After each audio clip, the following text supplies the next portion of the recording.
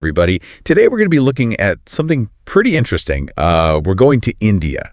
Specifically, we're going to be taking a look at the frozen French fry market there. Fascinating. Yeah, so we've got all sorts of stuff to go through today.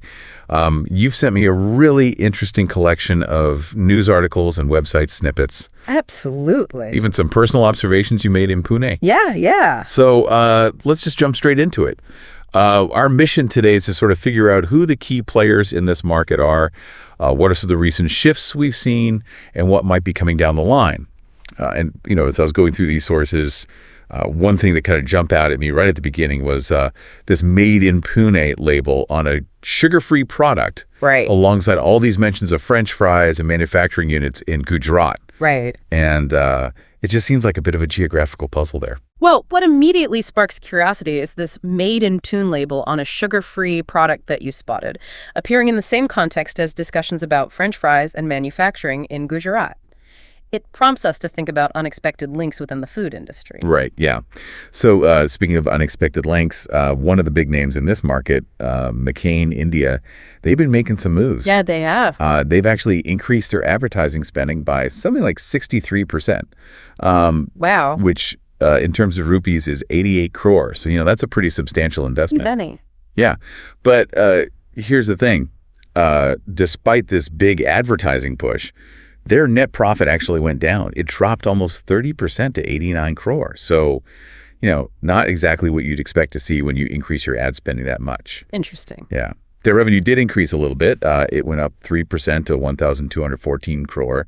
And it's worth noting that they recently appointed a new MD, Mainak Dar. But, you know, McCain, they've got some pretty popular products. Yeah, for sure. McCain, French fries, Smiles, Aloo Tikki, even some other things like potato cheese shots and mini samosas. Right. And they actually claim to have introduced French fries and the frozen potato market to India. Oh, wow. Yeah. But, you know, getting back to this geographical puzzle we were talking about earlier, one place that keeps popping up in these sources is Gujarat. Definitely. It seems like it's a real hub for frozen potato French fry manufacturing. Multiple sources mentioned MFG Unit Gujarat. Yeah, that stood out to me too. Yeah. And aside from McCain, there's some other big players there. We've got Iskan Balaji Foods. They seem to be a leading brand with a pretty large market share. Huge market share. Their website is very well put together. Yeah. And then there's HYFUN Foods, who are also based in Gujarat. Right. They make frozen French fries and pizza. So clearly something's going on in Gujarat with this industry. The concentration in Gujarat likely stems from established infrastructure for food processing and strong agricultural connections. It naturally becomes a central point for this kind of production. Right. Yeah. Makes sense. But here's where things get really interesting. Amul, the dairy brand, has entered the frozen French fry market. Wow. Yeah. With a product called Amul Happy Treats. Love that name. Right. We even have some details on pricing. A 200-gram pack is 45 rupees. 425 grams is 90 rupees. And they even have a burger patty pack for 105 rupees. Got it. And you actually saw these at Mithai Mart in Pune. I did. And what's noteworthy here isn't just Amul branching out, but where I found their product. Mithai Mart, which is an institution in Pune, renowned for their high-quality traditional sweets and savory snacks for over 2 decades. Right. They are now stocking frozen French fries. Wow. This signals a broadening of where these convenience foods are becoming available. It suggests they're aiming for consumers in places you might not typically expect to find frozen goods. Yeah, that's really interesting. You know, it makes you wonder how widespread these products are becoming. And this kind of brings us back to that sugar-free mention we saw at the very beginning. Right. A farmer in Manchar, Maharashtra, has harvested sugar-free Kufri Nilkanth blue potatoes. No way. Yeah. 1.5 tons from a 5 guntha plot. That's amazing. It really makes you wonder if some of these leading brands will start investing in this variety. This development on the agricultural front is significant.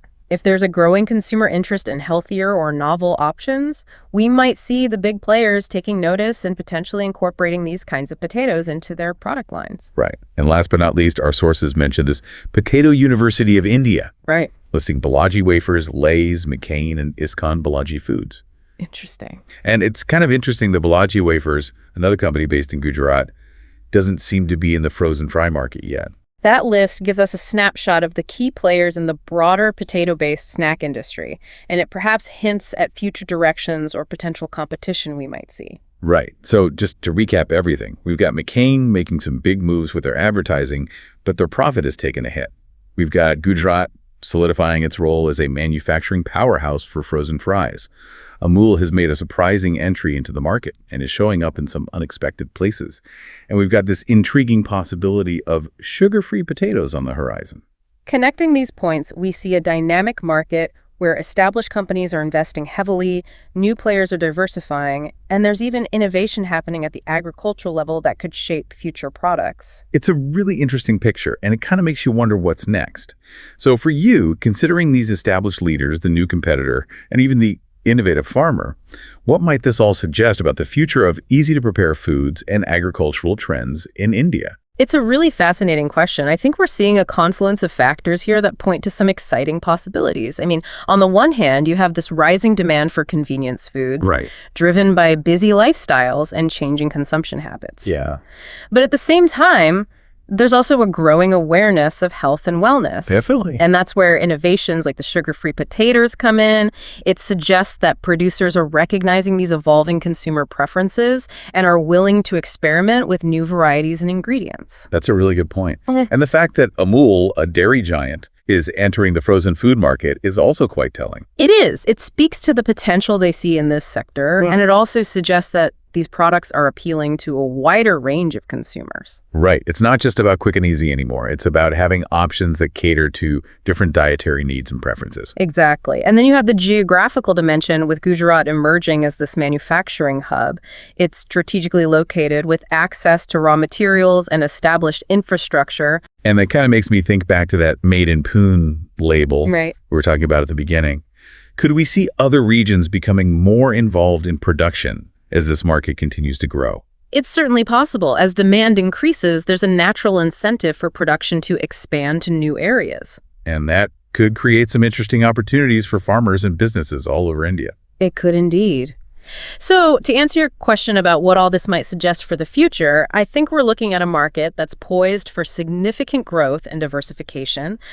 We'll likely see more new entrants, more product innovation, and a wider range of options available to consumers across India. So where else might we unexpectedly find frozen French fries showing up next? That's the million-dollar question. It's hard to say for sure, but if I had to guess, I'd say keep an eye on smaller towns and cities, Okay. as well as those non-traditional retail channels.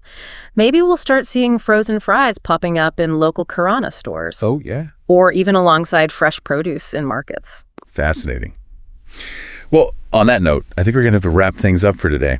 Great discussion. Yeah, this was really interesting. Thanks for sharing all this with me. And for everyone listening, at something pretty interesting, we're going to India. Specifically, we're going to be taking a look at the frozen French fry market there. Fascinating. Yeah, so we've got all sorts of stuff to go through today. You've sent me a really interesting collection of news articles and website snippets, Absolutely. even some personal observations you made in Pune. Yeah. So let's just jump straight into it. Our mission today is to sort of figure out who the key players in this market are, what are some of the recent shifts we've seen, and what might be coming down the line. And, you know, as I was going through these sources, one thing that kind of jumped out at me right at the beginning was this Made in Pune label on a sugar-free product, Right. alongside all these mentions of French fries and manufacturing units in Gujarat. Right. And it just seems like a bit of a geographical puzzle there. Well, what immediately